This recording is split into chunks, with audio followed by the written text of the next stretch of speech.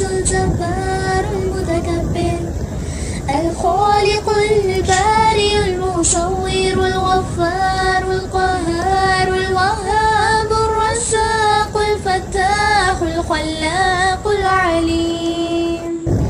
القابض الباسط القاهر البعث الوتر السيد السميع البصير الحكم الرب اللطيف الخبير الحليم العظيم الغفور الشكور القريب الكبير الحفيظ المقيت الحسيب المبين الكريم الرقيب المجيب الرفيق الحكيم